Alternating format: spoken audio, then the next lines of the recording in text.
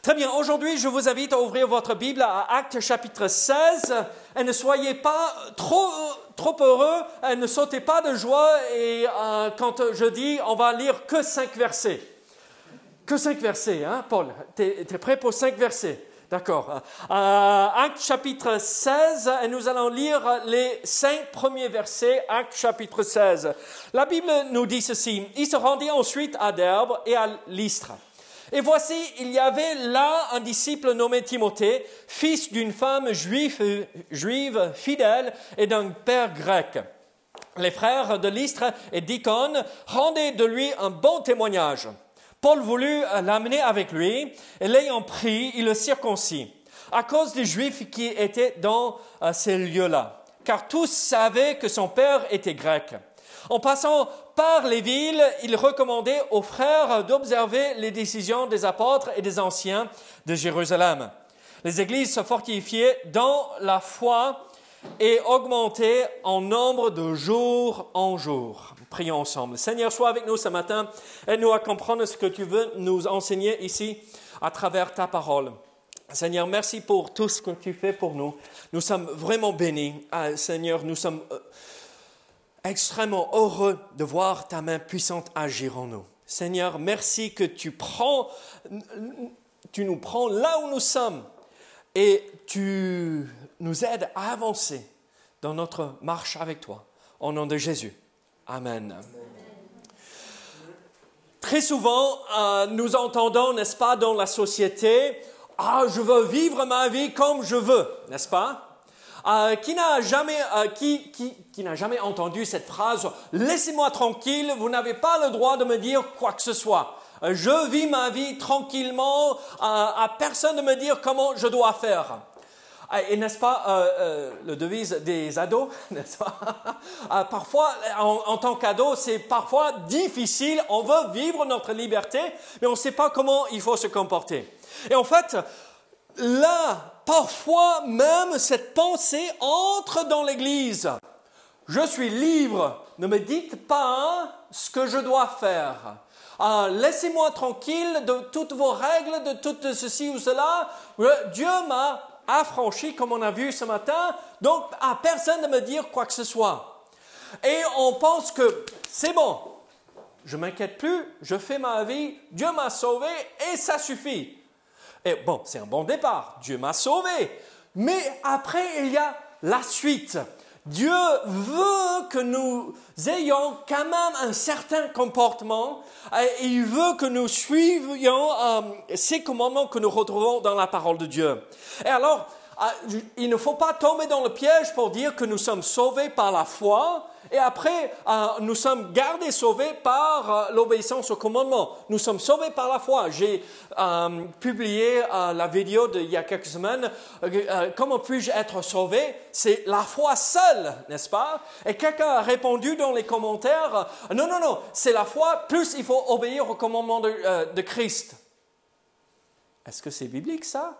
Non, le salut fait en sorte que nous allons obéir et si nous n'obéissons pas, il faut remettre en question notre foi qui nous sauve. Mais et donc cette pauvre personne qui habitait à l'est dans le pays est perdue. Elle mettait sa foi dans certaines choses qui n'allaient pas. Et donc, oui, nous sommes libres. Mais nous sommes libres d'obéir. Nous sommes libres de pouvoir accomplir et mettre en pratique les commandements que nous avons reçus du Seigneur. Mais ce n'est pas ça qui nous sauve, mais c'est l'objectif que nous avons en tant que chrétiens. Oui, sauvés par la foi, mais ensuite nous obéissons à la voix du Seigneur. Et ça va complètement à l'encontre de notre société aujourd'hui. Nous sommes libres et nous ne voulons rien faire, nous ne voulons pas de responsabilité mise sur nous. Mais en fait, nous voyons que nous avons, en lisant les Écritures, nous avons une certaine responsabilité envers l'Église. Très souvent, tout ce que nous voulons faire, et moi je suis le premier à reconnaître parfois, tout ce que je veux faire un dimanche matin, c'est venir m'asseoir, écouter la prédication et repartir. Est-ce que ça vous est arrivé? on est fatigué, c'est tout ce que je peux faire. Mais de temps à autre, ça nous arrive. Mais est-ce que c'est tout ce qu'on devrait vivre en tant que chrétien? Non, nous avons des responsabilités envers notre Église. Et alors, parfois on se dit, mais j'arrive à l'Église, qu'est-ce que je dois faire? Bon, on n'est pas obligé de faire grand-chose. Mais Dieu veut que nous soyons impliqués et que nous accomplissions certains éléments. Et nous allons voir ici dans ce passage, dans Actes chapitre 16, versets 1 à 5, qu'il y a quand même 6 idées que j'ai retrouvées dans ce passage qui nous aident à comprendre notre responsabilité envers l'Église. Et en fait, nous voyons et nous comprenons que nous ne sommes pas sauvés et nous n'entrons pas dans l'Église juste simplement pour s'asseoir et écouter. Nous sommes appelés à venir intégrer l'Église, être impliqués dans l'activité de l'Église, servir Dieu, suivre Dieu. Alors, dans ce passage, qu'est-ce que nous voyons? Vous vous rappelez, la semaine dernière, il y a eu cette division au sein de l'Église. Paul et Barnabas ont eu ce souci, ce frottement, et ils se sont séparés. Et donc, Barnabas et Jean-Marc sont partis à l'île de Chypre. Et après, Paul a pris avec lui qui? Silas. Et il est parti chez lui vers la Syrie, vers Tars et tout cela. Et il a commencé à visiter les églises. Et donc, il a tourné là dans les églises qu'il avait fondées pendant son premier voyage missionnaire. C'est ce que nous voyons ici. Et en fait, au lieu de partir vers Chypre, comme il a fait au départ pour son premier voyage missionnaire, pour revenir par ces dernières villes, il fait le voyage à l'envers. Il repart dans l'autre sens. Et regardez, il se rendit ensuite à Derbe et à Lystre, et voici, il y avait là un disciple nommé Timothée, fils d'une femme juive fidèle et d'un père grec. Là, nous voyons ici une première chose qu'on devrait mettre en pratique quand nous servons le Seigneur, quand nous entrons dans l'Église, une responsabilité que nous avons tous vis-à-vis de l'Église. Et ça se retrouve dans cette première phrase, « Il se rendit ensuite à Derbe et à Lystre ». Mais David, comment puis-je tirer une application de « Ils se sont rendus à Saint-Gaudens » ? Comment puis-je trouver une application? On est allé à Toulouse. Avant-hier, Mélisse et moi, on a amené les enfants à Pau pour visiter le château de Henri IV. Pour nous, les croyants, les non-catholiques, c'est quand même important dans l'histoire. Henri IV, n'est-ce pas? La tolérance, pas la liberté, mais la tolérance à ce moment-là, n'est-ce pas? Et ils nous ont tolérés, nous, les non-catholiques. Merci Seigneur, on a pu pratiquer notre foi sans crainte pendant un petit moment. Mais bon, par la suite, on sait que cette liberté a été enlevée pour être redonnée par la suite. Merci Seigneur. Alors, comment est-ce que je suis allé à Pau? Est-ce que ça, c'est accomplir une responsabilité? Dans un sens, oui. Vous cognez la tête, non pas vis-à-vis de l'Église, mais vis-à-vis de ma famille, oui. Passer du temps. J'ai la responsabilité de passer du temps avec ma famille. Mais ici, ils se sont rendus ensuite à Derbe et à Lystre. Et quelle responsabilité avait-il accompli dans ce moment-là? Et en fait, vous vous rappelez ce que nous avons vu dans la fin de chapitre 15, qu'ils voulaient partir, ils avaient reçu un appel, une mission de la part du Seigneur pour servir. Et alors, ils ont mis en pratique l'appel qu'ils ont reçu du Seigneur pour encourager l'Église. Peut-être vous n'avez pas reçu un appel dans votre vie ou un objectif ou un service pour partir ailleurs, comme Paul et Barnabas. Mais posez-vous cette question. Est-ce que je mets en pratique l'appel que j'ai reçu du Seigneur? Qu'est-ce que le Seigneur vous a appelé à accomplir dans cette assemblée? Quel est votre rôle ici dans cette assemblée? Quelle est votre responsabilité envers notre Église ici à Saint-Gaudens? Vous savez, la Bible dit dans 1 Corinthiens que nous sommes tous membres du corps de Christ et on va le dire de cette façon-là, il ne peut pas dire à sa main, à la main, « j'ai pas besoin de toi ». ou aux pieds, ou vice-versa. Nous avons tous besoin d'une main, d'un œil, d'un pied, d'une jambe, et quand ça ne va pas, le dos, on le sent, hein, quand un membre souffre. Et alors, vous avez tous reçu un appel pour servir notre Église, spécifiquement ici à Saint-Gaudens. Est-ce que vous êtes en train de l'accomplir? Est-ce que vous êtes en train de servir et mettre en pratique l'appel que vous avez reçu de Dieu? On raconte l'histoire du roi Henri de Bavière. À l'époque, hein, quand Paul était un peu plus jeune, il y a 200 ans de cela, et il se fatiguait de cette vie avec la cour autour de lui, être le responsable, le roi, avec toutes ses responsabilités. Et en fait, il est allé dans un monastère et il parlait aux responsables là, il disait, je veux entrer dans l'ordre monastique ici pour que je sois tranquille, que je puisse vivre une vie calme et paisible. Et le responsable là racontait au roi toutes les règles strictes de l'ordre. Et le roi écoutait tout cela et avec enthousiasme et joie, il avait dit « D'accord, je suis prêt à le faire ». Puis le responsable insistait sur le fait que l'obéissance était la première condition à la sainteté. L'obéissance.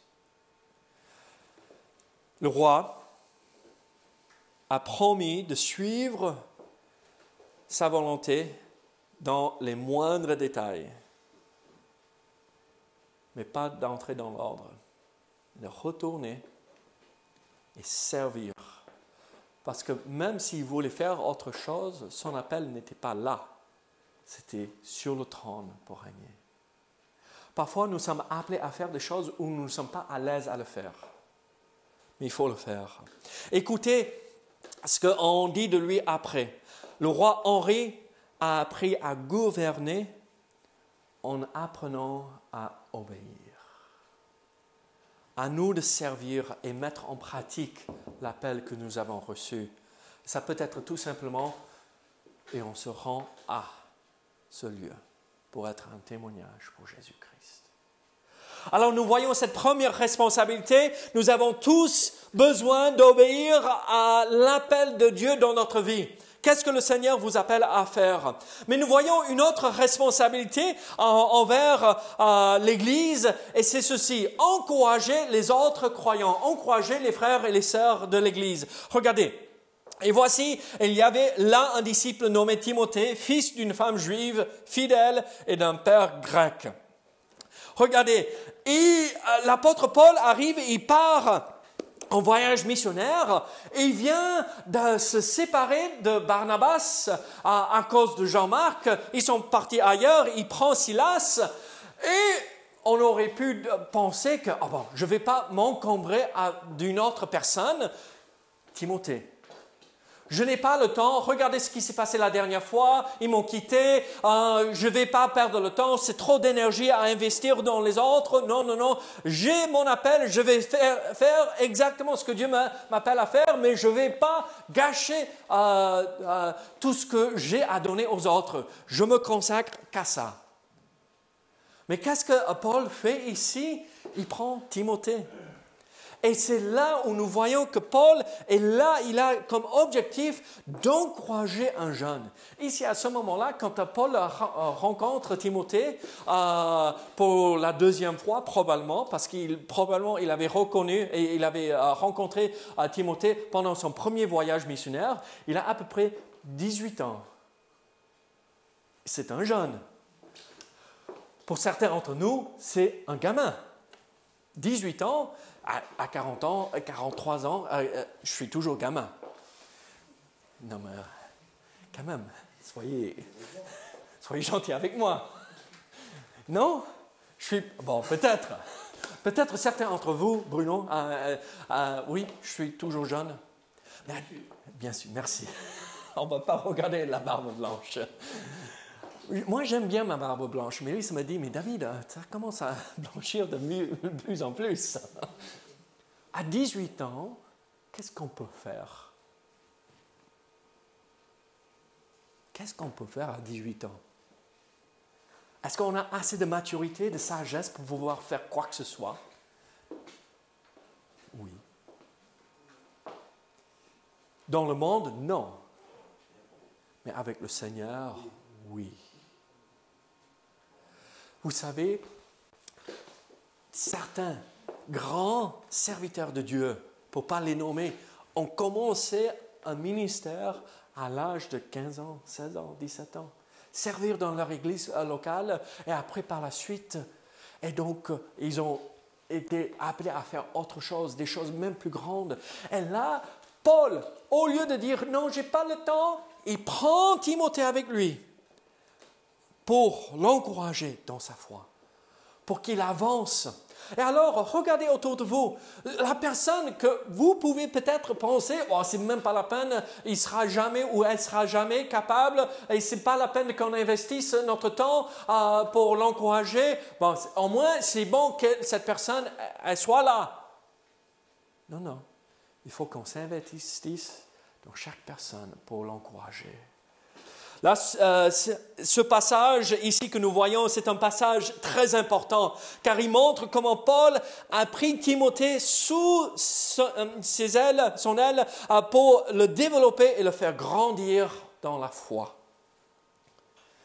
Timothée était un jeune disciple qui était destiné, si on pourrait le dire entre guillemets de cette façon, à devenir l'un des plus grands serviteurs de l'Église du premier siècle. C'est lui responsable à Éphèse. C'est lui, par la suite, qui a voyagé avec Paul. C'est lui qui était là. 2 épîtres du Nouveau Testament lui sont adressées. Alors, un jeune où on aurait dit, c'est pas la peine, mais Dieu avait autre chose en tête. Écoutez ce que la Bible dit dans 2 Timothée chapitre 2. 2 Timothée chapitre 2, vous connaissez probablement ce verset.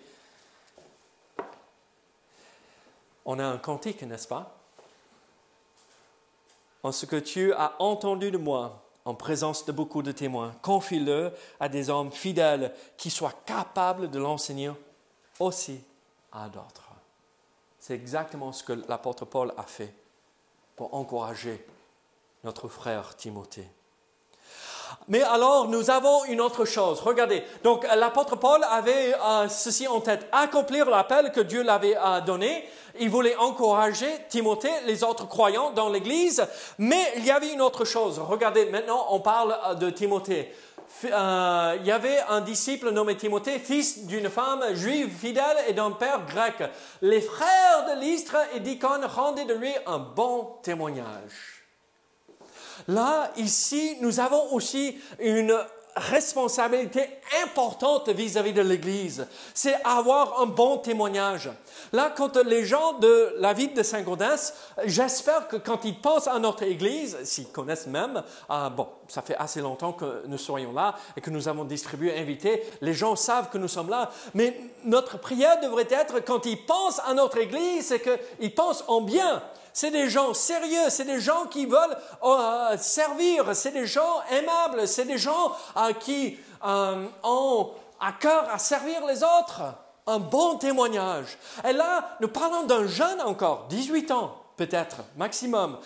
Et donc, vous imaginez que 2 églises, à Lystre et à Icône, disaient de ce jeune homme. Donc, ces 2 villes ont à peu près 35 kilomètres entre les 2 villes-là. Et ces 2 villes disaient, ces 2 églises disaient, ce jeune homme-là, impeccable. Est-ce que les gens peuvent dire la même chose de moi? Est-ce que les gens du dehors peuvent dire la même chose de vous? Que nous avons tous un bon témoignage, que nous sommes des gens droits. Que chaque fois qu'ils entrent en contact avec nous, ils savent qu'on va être juste et droit dans tout ce que nous faisons. Nous avons cette responsabilité envers l'Église. Et Timothée était connu pour ce bon témoignage. Ce n'est pas juste le bon témoignage de Timothée ici, mais nous voyons la maman de Timothée, n'est-ce pas? Sabrina, tu as 2 filles à la maison. Noé Pilar, vous avez... Non, 3 à la maison. Paul, tu en as 2. J'en ai 2. Patricia, tu as une toujours à la maison, un enfant à la maison. Nicole, tu en as quand même pas mal qui tournent autour de toi, des petits-enfants quand même. Goodwin et Laurie ont 3 à la maison. Il faut prier pour Laurie, elle est malade ce matin, elle ne se sentait pas bien. On a plein d'enfants. Et maman, les mères, vous avez une responsabilité énorme parce que vous êtes plus formatrices que très souvent que les papas le sont. Vous avez une influence énorme sur vos enfants. Et le bon témoignage de la maman de Timothée, c'est que même plus tard, quand Paul a écrit à Timothée, dans une de ses épîtres, il dit « Mais rappelle-toi de comment ta mère t'a enseigné et Eunice, ta grand-mère, comment elles t'ont enseigné les Écritures. » Mesdames, que votre témoignage soit connu pour être une femme de prière, une femme de la parole, une femme baignée dans les Écritures et que vous le transmettiez à vos enfants. Un bon témoignage. Vous savez, parfois, le témoignage n'a même pas besoin de passer avec notre nom. Parfois, même notre présence influence et apporte quelque chose de positif. Vous m'avez entendu parler de Moody, ce grand évangéliste qui a vu des milliers de personnes venir au Seigneur à travers son ministère aux États-Unis et aussi en Angleterre. Il a été utilisé énormément dans le ministère pour voir un réveil magnifique. Et jusqu'à aujourd'hui, à Chicago, il y a l'Institut biblique qui porte son nom, où des milliers de pasteurs et de responsables d'église ont été formés. Il était allé chez un coiffeur un jour pour se faire couper les cheveux ou baisser les oreilles. Et à ce même moment, un futur président américain est entré dans le même coiffeur. Woodrow Wilson, si vous connaissez l'histoire américaine un tout petit peu. Et là, Moody n'avait pas dit à qui que ce soit qui il était. Personne ne le connaissait dans ce lieu-là. Et Woodrow Wilson ne le connaissait même pas. Qui est cet homme? Mais l'intention et comment il était sensible à la discussion et la conversation avec the barber, le barbier, comme on dit en anglais. Et ça avait impressionné Wilson, le futur président. Et après, il avait terminé avec la coupe de cheveux là. Il est resté pour continuer à écouter la conversation de Moody avec les autres dans la pièce. Il n'avait jamais dit « Ah, mais vous ne me connaissez pas, moi ?» Il n'avait jamais dit « Mais moi, je m'appelle Moody. » Et pour qu'il voit la réaction des autres. Non, non. Il était juste intentionné envers les autres pour écouter, les encourager dans la foi. Et en repartant, Wilson, le futur président, est allé se renseigner. « Mais vous êtes qui, monsieur ?» Et par la suite, je sais. Notre présence par notre témoignage par notre simple présence devrait influencer les uns les autres autour de nous. Nous voyons aussi une autre responsabilité. Oui, avoir ce bon témoignage, être prêt à encourager les croyants, à mettre en pratique notre appel, mais il y a ce quatrième responsabilité que nous avons envers l'Église. Regardez le verset 3. Paul voulut l'amener avec lui et l'ayant pris, il le circoncis à cause des Juifs qui étaient dans ces lieux-là, car tous savaient que son père était grec.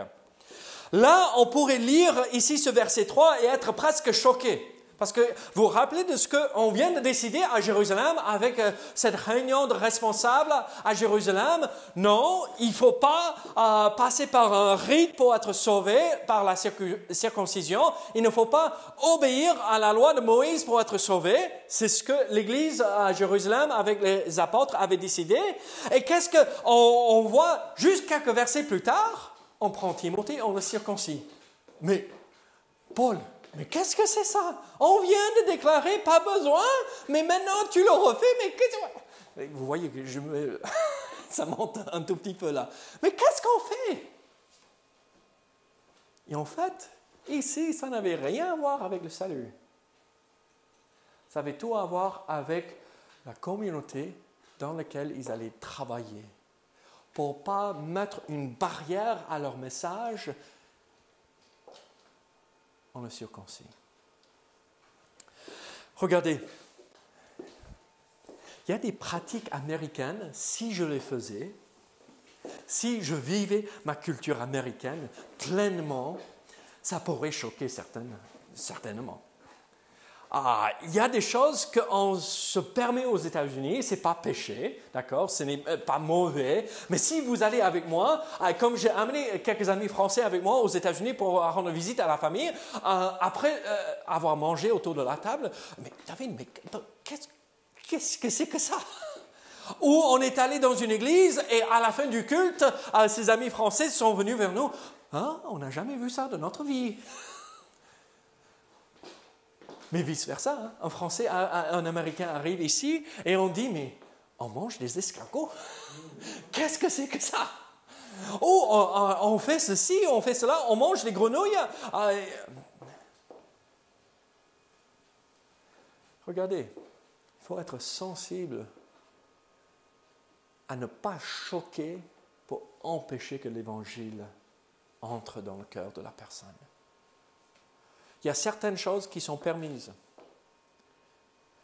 Il y a certaines choses que je peux faire, mais je ne le fais pas pour ne pas empêcher le témoignage et le message de l'Évangile. Là, il faut veiller à être sensible aux besoins des autres.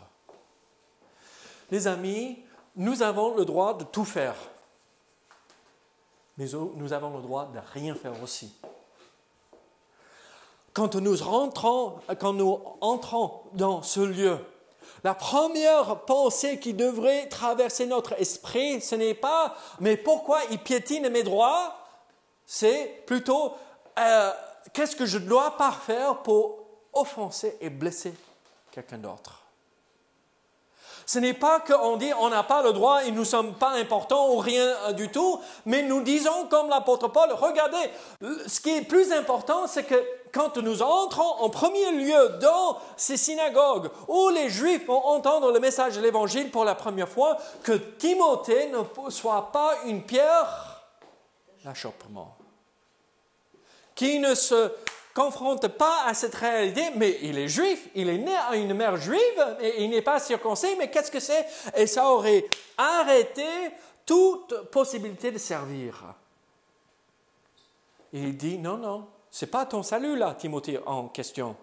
Parce que nous lisons en Galates par la suite, qu'on parle de Tite, et qui n'est pas juif, qu'il est grec, et quand vous lisez Galates, il est vraiment... parti à la bataille, non, la circoncision, et on refuse de circoncire Tite, parce qu'il n'est pas juif, parce que ça ne va pas être un pierre d'achoppement pour les autres. Alors, mes amis, parfois, nous avons le droit de faire beaucoup de choses, et on a le droit de faire beaucoup de choses, mais il vaut mieux peut-être parfois pas le faire pour blesser et offenser quelqu'un. Alors les amis, parfois il vaudrait mieux se priver et dire non à certains droits que nous avons pour le bien des autres. C'est ce que nous retrouvons dans Romains chapitre 14, n'est-ce pas? tel fait une distinction entre les jours, tel autre les estime tous égaux, que chacun ait en son esprit une pleine conviction. Celui qui mange, c'est pour le Seigneur qu'il mange, car il rend grâce à Dieu. Celui qui ne mange pas, c'est pour le Seigneur qu'il ne mange pas, il rend grâce à Dieu. En effet, nul de nous ne vit pour lui-même, et nul ne meurt pour lui-même. Car si nous vivons pour le Seigneur. Et si nous mourons pour le Seigneur. Soit donc que nous vivions, soit que nous mourions, nous sommes au Seigneur. Romains 14. Tout ce que nous faisons devrait être pour le Seigneur. Il y a aussi une autre responsabilité. Regardez le verset 4. Qu'est-ce que nous voyons dans Actes chapitre 16, verset 4? C'est une autre vérité importante. Acte 16, verset 4. En passant par les villes, il recommandait aux frères d'observer les décisions des apôtres et des anciens de Jérusalem. Qu'est-ce que nous voyons aussi? Appelés à rester fidèles aux Écritures. La décision des apôtres et des anciens, c'était nous sommes sauvés par la grâce seule. Par le moyen de la foi. Ce que nous venons de voir dans Actes chapitre 15. Et donc, l'apôtre Paul avait le désir d'aller et encourager les églises. N'ajoutez pas la loi à la grâce. Parce que sinon, vous aurez cru en vain, comme nous voyons dans 1 Corinthiens 15. Ne modifiez pas, n'adaptez pas le message de l'Évangile. Restez fidèles aux Écritures. Et pour nous, la pratique de ceci, c'est il faut rester fidèles aux Écritures. N'ajoutons pas notre culture américaine ou française ou péruvienne ou africaine ou je ne sais pas quoi. Restons fidèles aux Écritures. Et seules les Écritures. Il y avait la devise lors de la Réforme, seule l'Écriture, n'est-ce pas? On devrait revenir à cela. Seules les Écritures. Pas mon avis, pas l'avis du grand prédicateur, pas l'avis de ceci ou cela, ceci. L'autorité, pour moi, c'est la parole de Dieu et pas autre chose. Et ça devrait être ce que nous visons pour nous dans notre Église, la parole et la parole seule.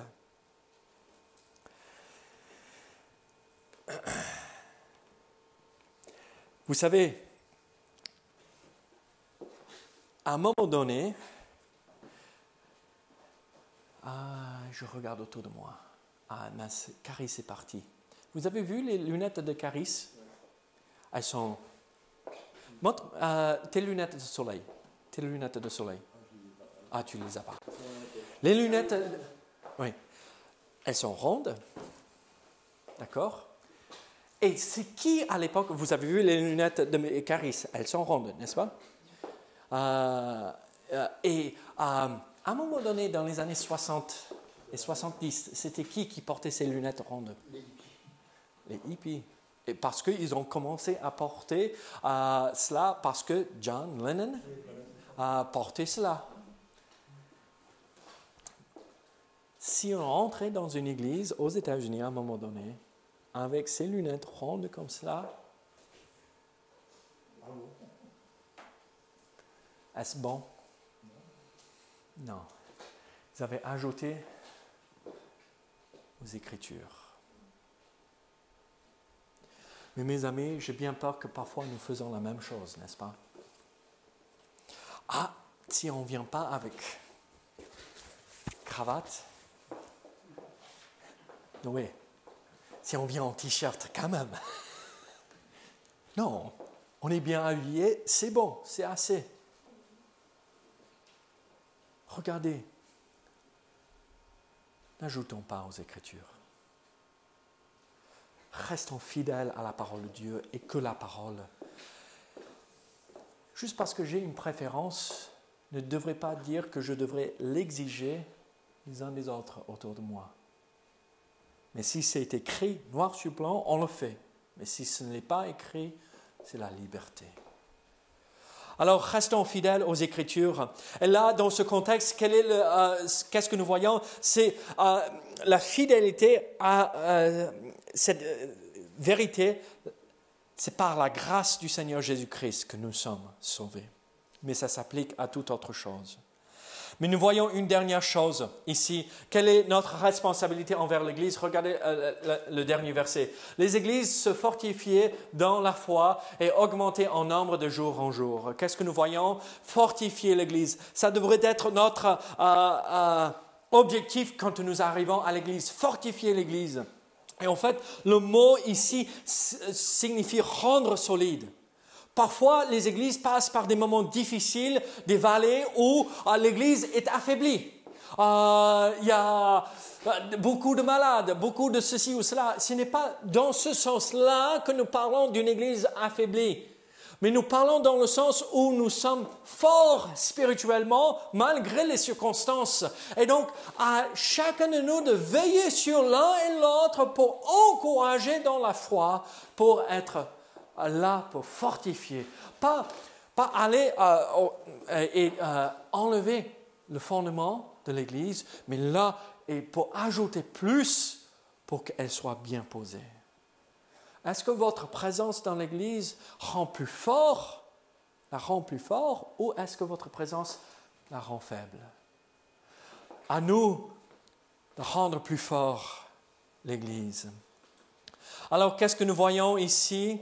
Nous voyons qu'il faut fortifier l'Église, c'est un objectif. Appeler les uns les autres à rester fidèles aux Écritures. Nous voyons aussi qu'il faut être sensible aux besoins et aux convictions différentes des uns des autres sans faire de compromis avec la parole de Dieu. Il faut aussi, qu'est-ce que nous voyons? Avoir un bon témoignage.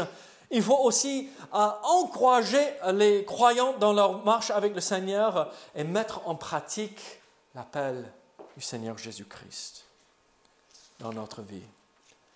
Alors, l'Église, quand vous venez ici, ne pensez pas que juste venir chauffer la chaise pendant 1h30 le dimanche matin est assez. Ce n'est pas assez. Peut-être je vous blesse et je vous choque en disant cela, mais ce n'est pas assez. Venir chauffer la chaise le dimanche matin pendant 1h30, c'est un bon départ. Mais après, il y a toutes ces autres choses qu'il faut mettre en place pour servir Dieu.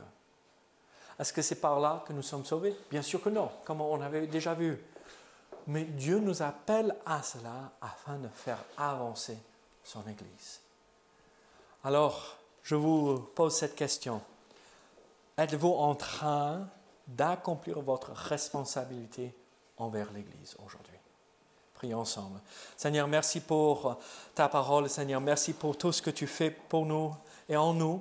Seigneur, merci qu'à travers ces 5 versets que nous avons vus, nous avons retrouvé 6 vérités concernant l'objectif que nous devrions avoir en étant ici dans l'Église. Nous voulons te servir, tout simplement. Donc Seigneur, aide-nous à mettre en pratique ce que nous venons de voir. Au nom de Jésus. Amen. Amen.